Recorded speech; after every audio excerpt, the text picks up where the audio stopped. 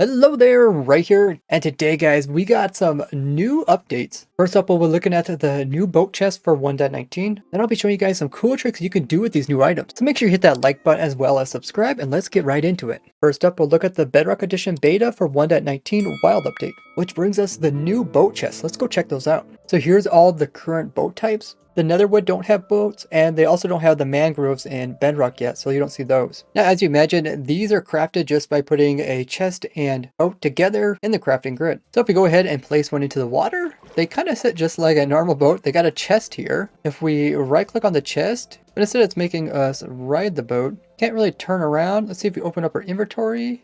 Yes, okay, so it's kind of like a horse where you first ride it and then you get access to the inventory. It has as many slots as one chest does, which is amazing. Now, if it's like a horse, we should be able to shift and then click on the boat and access the chest. It looks like that is possible, but only if you aim in the right location. Let's go ahead and hop in this thing and just see how this is. It looks so cool. Just be able to carry your stuff with you. This is going to be awesome for long ocean journeys, as you could just take some wood, and when you craft yourself a boat, you can also craft a chest and throw it in there. Especially early game where you collect a lot of materials, but you're not necessarily close to your base to actually drop them off. But when you come to land, you will have to make a decision how you're going to handle the extra items that are inside. Are you going to just get rid of them? Are you going to try to find like a horse to transport them? Or are you going to just continue the boat transport as far as you can? Now, since we don't got the bundle yet in the game, this might be a great alternative until that gets added for early game collection. Now let's go ahead and try to break this, see what it drops. Yep, it drops the boat and the chest separately, similar to like chest minecarts. Now, I really wish it was possible to also have an option to make them drop as this item as one piece. That way you don't have to recraft them in order to get this. Same thing applies to minecarts with like hoppers or chests in them. It's really annoying to have to constantly recraft them every time you want to store them and then bring them back out. So maybe if you break them using a special item like cactus, they stay as a full form, or maybe if you use like a silk touch item. What do you guys think about this idea? Now in Java, you can get minecarts to pick up boats, in which case you would have a minecart that could hold not only a chest, but also hold an entity beside it, which is way more than what just a single hopper can do with a hopper chest in it. Now, if there's anything specific you want me to test with this new cool thing in the game, let me know in the comments, because I will be doing that just after this video goes live on my Twitch stream, which you can find down below. They also came out with a new change for Allay, so they could tell the difference between blocks that they thought were similar. So I gave it an oak plank, and now let's drop it a spruce plank. It will no longer try to pick that up and give it to me. But the Allay can still not tell the difference between enchanted books. This change should fix some of the problems with similar blocks like red sandstone and sand, but it's not going to fix the more detailed stuff, like the difference between unenchanted swords and enchanted swords. I really hope they still give us options so we can kind of get best of both worlds. They also changed the delay between the Allay dropping the item and then attempting to pick up the same item again. So now it will wait a little bit before trying to pick it up. That way it gives it time for the player to pick it up, or like your hoppers too. They also made so Allays will stay closer to note blocks which were played for it. They shouldn't have those Allays chasing after you when you leave the area. Plus, if you are the owner of the Allay, you will no longer be able to actually hurt these guys, which resolves one of the main problems with having these guys, is that they're always going to be in your way whenever you're building, or you're trying to kill something, or you're trying to break something, and you just end up accidentally hurting them. But it doesn't resolve the problem that they can still die very easily from natural causes like drowning or lava, or even bumping into cactus. These changes do make my Allay sorters for the open Allays better, but it doesn't really change my closed one, where their Allays sit here and they are right beside this water stream. Once their item that they're holding comes by the water stream, they automatically pick it up, and then they once again drop it because they're right beside their favorite note block, and it's picked up by the hopper and placed into the chest here. Now we'll take a look at some other news to do with 1.19. Then I will be giving you guys some more useful tricks for new items, including copper horns, the skulk stuff, mangroves, mud, and even frogs.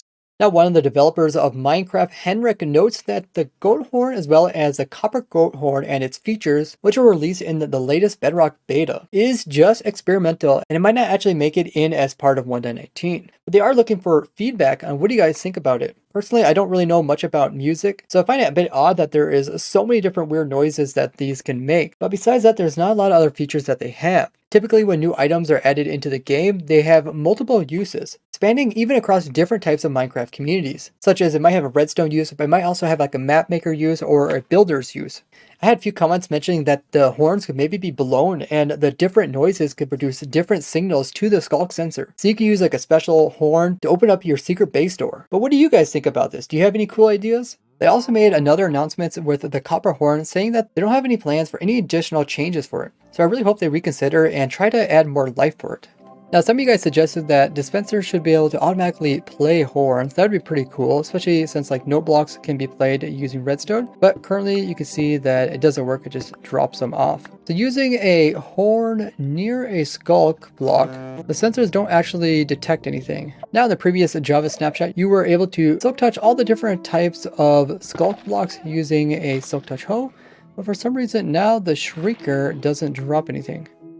These guys are able to slurp in magma cubes that are nearby even when they're inside of a boat, which is great for containing them while also using their frog-like properties. So if we go ahead and kill a frog, we will get no item, but we will get 1 XP. Frogs have a special tag that lets them be able to do a long jump every so often, then there is a cooldown. Just like goats are immune to damage up to a certain height, so are frogs.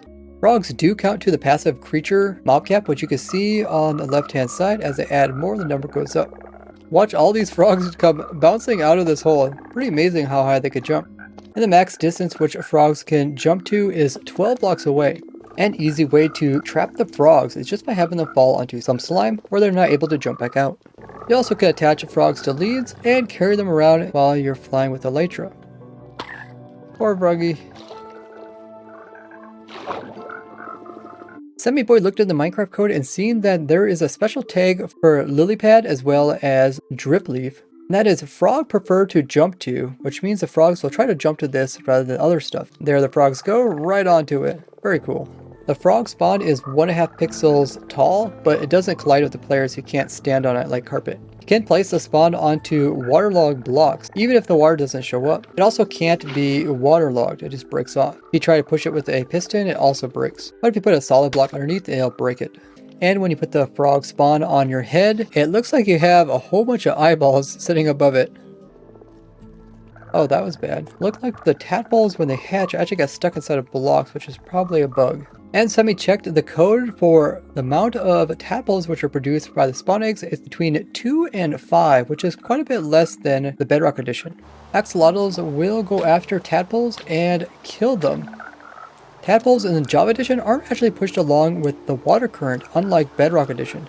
So you can go ahead and give a frog the dinner bone tag, which makes it look really funny when he's swimming underneath of the water. This can also be done to the tadpoles, which makes them almost look exactly the same as if they are right side up. So let's see if we name tag this guy dinner bone, will he continue to be upside down? So just as you can breed frogs with slime balls, you can also increase the growth speed using them. We can go ahead and turn this tadpole right into an adult frog. There you go. And it looks like he did keep his dinner bone name as well as upside downness. So if we name tag a tadpole in a bucket to dinner bone, and then we go ahead and release this guy, we can see that he is upside down. As well, he is named without using a name tag. Currently, tadpoles in a bucket don't work with dispensers, but they should eventually. Despite the roadblock not suffocating mobs when they're inside of it, it's actually treated as like a solid block where you could put power into it and it will go upwards or to the side, which is really crazy. So it's essentially like glass, but it can let redstone go through it. And redstone can also go downhill with it, unlike glass. So as it is a water source, let's go ahead and use water balls on it. And you can actually grab water from it, even though it's completely contained. And if you stick the new mangrove root onto your head using a command, it makes it look like a little box that's around the player's head. So you can make a 1x1 fish tank. This is done by getting a mangrove root, waterlogging it, and then putting another mangrove root underneath. It can also be any type of waterlogged block that doesn't allow fish to actually be placed into it. But then what happens is as soon as you waterlog this, the water will be placed there, but the game won't want the fish to go inside of it, so it'll automatically place it above it. So let's go ahead and do that. So the fish ends up in the tank above it. You go ahead and remove that water. And then you have the fish nicely contained inside. But since there is no collision from the inside, the fish can get pushed outside, so be aware of that. So we are inside of a waterlogged root. So we got Riptide here, and let's see if we can launch ourselves. And yes, it's used just like a normal water source. Now the contained water inside the roots can also be applied to my flying railway maker. This thing will automatically produce cobblestone paths, which also will automatically have the rails placed on top as well as powered. And this is all done while the player is AFK. There's a minecart right here, and Doom made me a resource pack that makes it invisible because you have to aim at this trapdoor. There's a rail duper right here, which gives us infinite rails, and the player carries a lava source with water there, gives us infinite cobble generating. So I can go ahead and go AFK just by holding down right click, and then just like this, the machine will automatically do all the work, and you don't have to do anything. You get these amazing rails. You can learn all about my fly machine here in this video over here. The only problem is with this new change, it really just makes it about 2 blocks smaller. It doesn't change it too much. And overall, now that we have basalt, I actually have a fly machine just like this, but it uses basalt generating rather than cobble, and it is actually smaller. So I recommend using that when making paths or making railways, which I cover in this video. Now, like other waterlogged blocks,